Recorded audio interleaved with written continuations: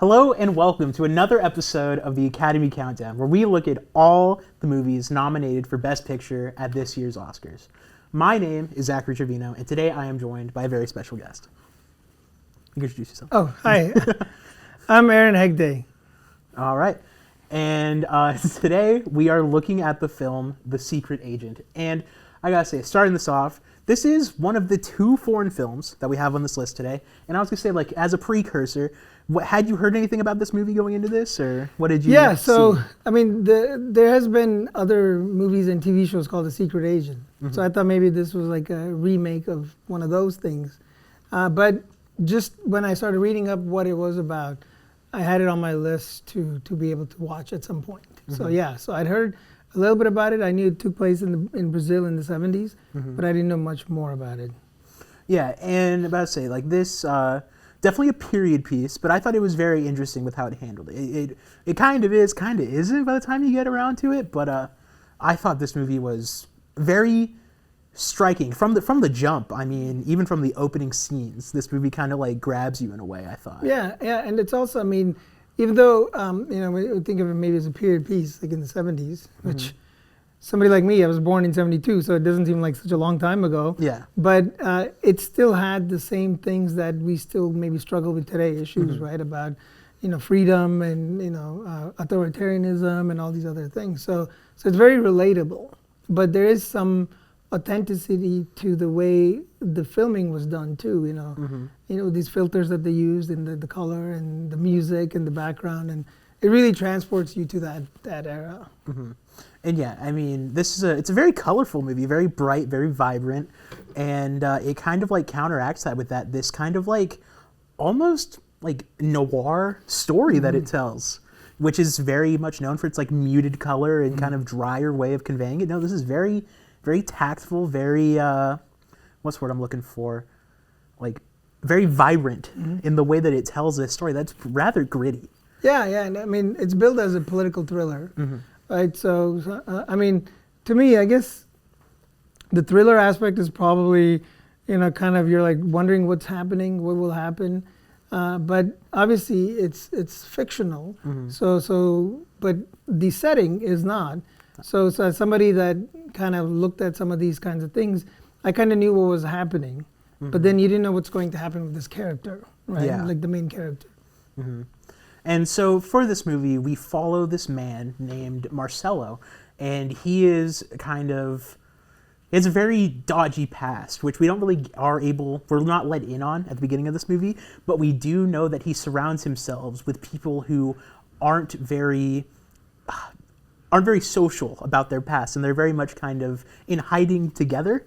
And from there, we see him try and navigate his kind of like mounting past coming back for him, but also trying to kind of live and have a family, which is one of the big things. Because I mean, this movie is very much driven by like the father-son dynamic, which I thought was a very interesting take on the kind of spy thing to have such a family tie to it.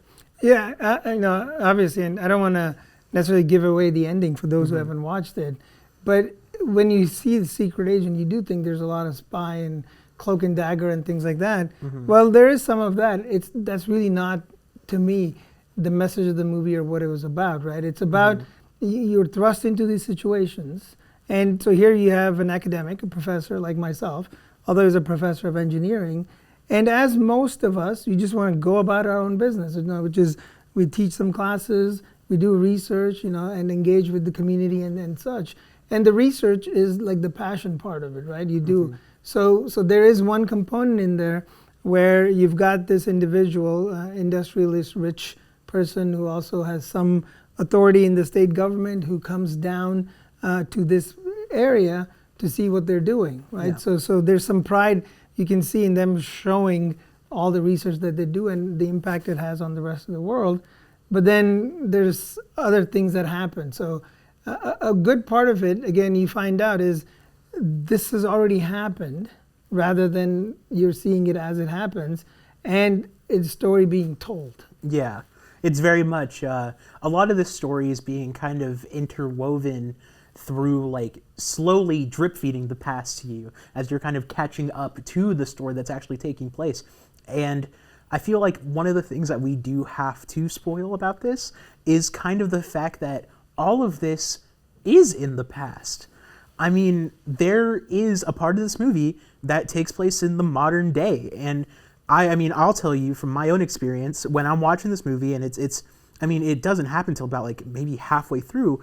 Then you see a smartphone, and then you see them like looking at the audio mixing and like all the files and stuff, and then you're brought to today, and it's someone listening to the interviews that we're seeing in this moment. And what did you think of that as like a device for the film, for it to kind of be multi-layered? So to me, that part was a surprise, right? Because when the movie opens, you're seeing this individual listening to music in a Beetle, like a yellow Beetle, driving across some area. It's even there's a crawl. It says like this is 1977 in the beginning, right? Brazil, 1977, and it's like a time of mischief. And right, it's like right. so it sets you in as like this is where the story is, but then it goes on somewhere. So you're right in there, and then you realize when you think back, and at least I was thinking back in the 70s, what was Brazil like? Of course, it was under military dictatorship, started in like 1964 and going through. And plus, again, as an economics professor, my interest, started looking up partway through the movie what was happening there. And they had this economic miracle, right? Where the state basically took control of a lot of production and stuff and started, moving Brazil in a certain direction. And that's where there was growth and prosperity. And so that's what they call the economic miracle. So then you contrast that with this rural area where it's very much like any other rural area where you wouldn't think there's any development taking place. So that's the first time you meet this character, and you don't really realize that, what he is, and you just think he's going around somewhere. But you do see these reminders of the military dictatorship, the police coming in, just questioning, asking for ID, and all of that stuff. Yeah. So I was really engrossed into that time period, thinking about all of that, including the shirt I'm wearing. And then when you get to that part, what do you say? The cell phone, and to me, again, when you think about these points which kind of take you, certain things, right? Like you look at devices or electricity or those kinds of things that tell you, oh, this is set in the 1600s or something like that. Yeah. Without them saying that now we're in the present day, which you see in a lot of movies where they're saying this is the past and then it's the present day, right? So you know what you're dealing with. Here, just a subtle iPhone. Yeah, and it's like a shock. I mean, it's like, whoa, like you're so almost like trained to just be ingratiated in the world of the movie. You just buy into it, and so it's like a shock. You just pulled out of it. For a minute, I thought, oh wait, is there like aliens that brought some technology here in 77 Brazil? Yeah. Is that what they're saying? And it was just such an interesting thing because then it plays because like they're talking about the scene in the movie that we're watching. It's very meta contextual, and it's such a good frame. I can't like get over how cool it was. And so I think, and I've seen some interviews with the director, right? So all of this stuff is very intentional, right? They're trying to capture, the feeling, the sentiment of what it is like to be in this dictatorship, authoritarian rule, and how people react, right? So you've got that group of refugees, as they call themselves, right? Even though one of the characters says we don't use that word here. Yeah, they don't appreciate it. Yeah. So you've got this building where this lady is supporting people from all over. There was a couple from Angola. They're going through the war at the same time in Angola, the civil war. Yeah. And they're migrating here to be basically. It felt like this is like a place where they rest before they go on to their final destination, right? So that's why you think maybe that's going to happen to our main character, Armando, or also known as Marcelo. But then you find out that's actually where he's from. Yeah, and there was a lot of like ties. That was something I thought about this movie that, I mean, especially in the modern age, I thought was interesting is that it doesn't hold your hand very much. You very much have to make a lot of these ties together. You have to do this, that, and the other thing. Like, I mean, when you first meet Marcelo, Armando's son, and you have him, like the first interaction where he's meeting like his wife's parents, I was like kind of intrigued as to like who this was. And so a lot of this movie doesn't outright tell you immediately who these people are, what their motives are, this, that, and the other. You have to kind of piece it all together yourselves. And so it feels like the mystery is almost left out of the hands of the characters in the story, and more so the mystery is kind of in our hands as like the watchers, having to kind of piece together this tattered history that all these people know about. Yeah. But it's more us. So which, I think that's a good point. Yeah. But which other aspect kind of jarred you, or that you were surprised at when you saw? I would say I was surprised at how much like culture went into this movie. Like, I mean, there's such like, I mean, there's a motif about like all the sharks. There's so many sharks in this movie, and it's so kind of interesting. Like the sensationalism of like media was also such a big thing. We see that with like this coming up of like the leg throughout the entire film, and I kind of think that that's kind of an interesting like device on how they talk about the like journalistic era of the time, and how they're taking these real life murders that are taking place, and then they're becoming so sensationalized, so like mystified, that they're warped into a way where it's like this almost just like monster movie. And how they're handling it, and like how the whole thing was with that. I thought that was interesting. I read up a little bit on it. So there apparently was an incident where they did find a shark with the human leg in it, and so the military dictatorship took that as a time to make it look like, you know, all the political violence that was going on and the murders and stuff were all part of this leg kind of doing it, rather than, you know, so they're trying to use it to cover up all the actual things that were happening. Yeah, and then that goes into just like the kind of transcendental way that like how no matter what the place is, the setting, there is these same kind of like tactics where it's just like all this sensationalism in the media and like all the shifting, all this, that, and the other. I mean, it plays to, I mean, I would say it plays to today, but it plays to any time in modern history, where it's just like the kind of machine that is like the news, and how information is conveyed is so like weaponized almost. It felt like throughout this movie, and like the fact of communication. Because I mean, I feel like conversation and talking is such a big point, because there's always so much all like the same imagery of like the phone booths and all the talking in this movie. I feel like the communication is also such an aspect of this movie that's very much explored. And I think that's a great point to hit on, because again, when you talk about authoritarian regimes, communication is the one thing that they control, right? Is the messaging, right? How the messages goes out there and things. So even in this, where it's not at the same extent as, you know, Argentina or Chile, which also at around the same time had authoritarian rules, they handled it differently, right? Like in Argentina and in Chile, there are rumors of thousands, tens of thousands of people disappearing. You don't see that in Brazil around the same time. You do see some people, you know, again, there's political violence and gun down, and you saw that in the newspaper, right? Like, and then, of course, to justify it, you say, oh, this was a corrupt person and shot. Or like in some cases where it's not the government that does the shooting, but somebody else, rival gangs or something like that.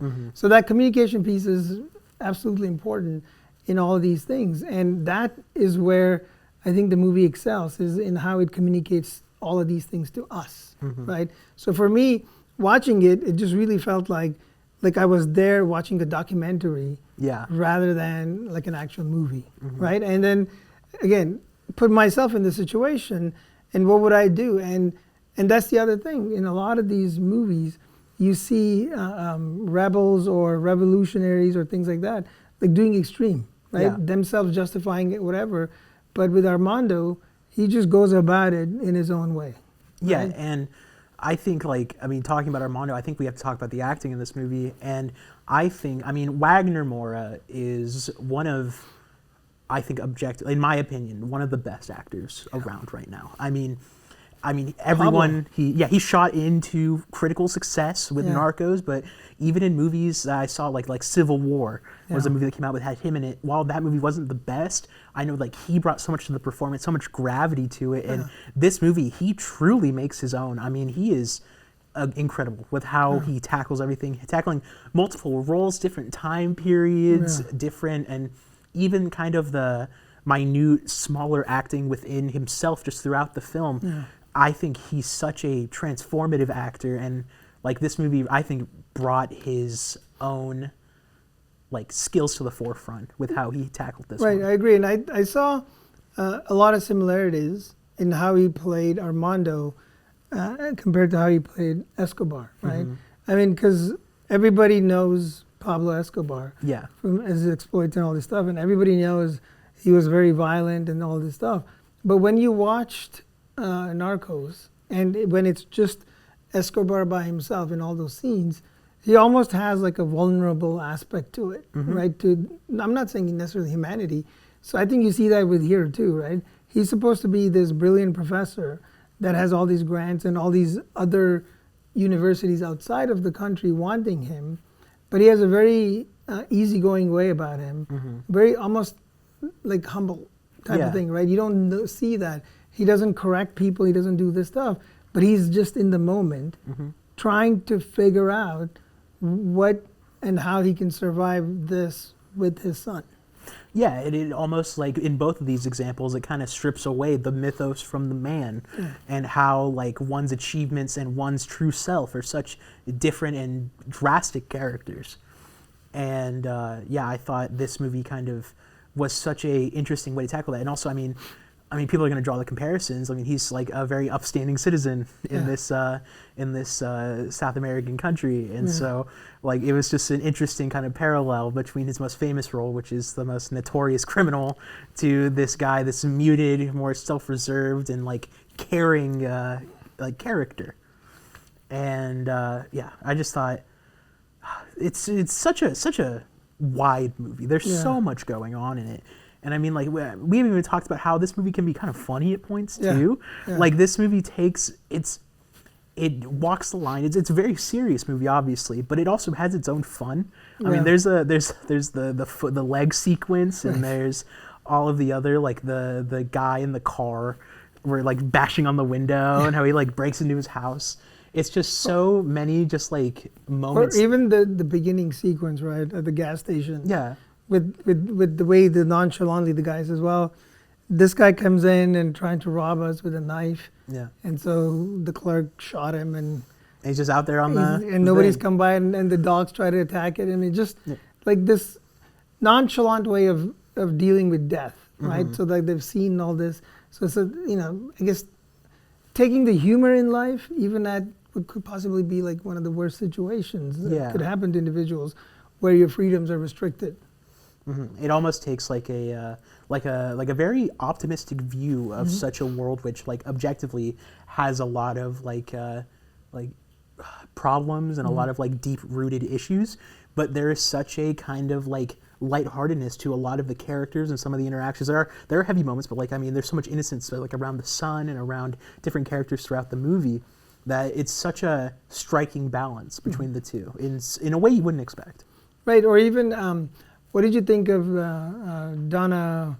I forgot her name now. The old lady. The old lady that runs the house. Yeah. She was such an interesting character, such a fun character, where she's always nagging, doing this, that, and the other. But then she has her moments to shine, where it's like the dramatic, where they're all revealing their names to each other, and she's like, "I don't care what your names are. You are these people to me," and like such a nurturing role, which for every other scene in the movie was so kind of like not like spiteful, but just like, like you're kind of like old lady, just like kind of like nagging a little bit. So to me, the other part of it was the way they introduced her, right? She's got this room and stuff prepared for Armando, and she gives him like this package and says, you have to meet this guy at 5 tomorrow morning and do all of these things. So there is that spy element to it, right? The secret agent part. Because you typically would have that or unsuspecting older lady in a rural area or in a small area that really is an agent of the state or agent, a spy, individual that is your handler or whatever the case is. But then you learn more about her, and she also has an interesting past, right? Like going to Italy for her college education and being a communist or a fascist, but doesn't remember which order that was in. And so I thought she. The scenes with her were also, I think, quite humorous. Yeah. In looking at, here's a person that's probably in their 70s, maybe late 70s, that's lived under all kinds of these regimes, yet she seems to know how to handle it. Yeah, especially for being in your 70s, in the 70s, and having lived through such a transformative time. I mean, the early 1900s are such a volatile time for the entire world. And I mean, to have that kind of like grand, like older and wise perspective on such a time was very interesting to see like written out in like a modern film.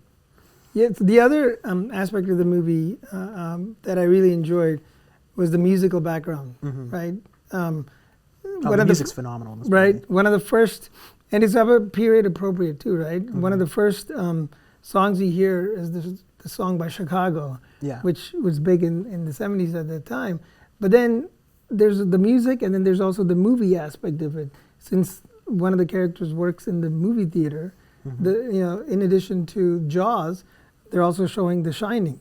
Yeah, it pays such an homage to film, which is, again, this movie does so much, but like it all wraps together in such a like fulfilling way. Yeah. And so moving from the movie to the awards, I would say, do you think this movie has what it takes to go all the way? I think so. I mean, just a couple of days ago, it won a Director's Award at the Movie Award at SAG, right? So typically that's indication. Yeah. So at minimum, I think it deserves the director. Yeah. Deserves an award because he's also done good movies in the past but hasn't been recognized. And I think the Academy needs to move away from being so North America centric or even US centric by saying, oh, it's a foreign movie. Yeah. It's just a good movie. It is a very good movie. So I hope it wins, although I understand there's sentimental favorites and things like that. So probably one of the others might.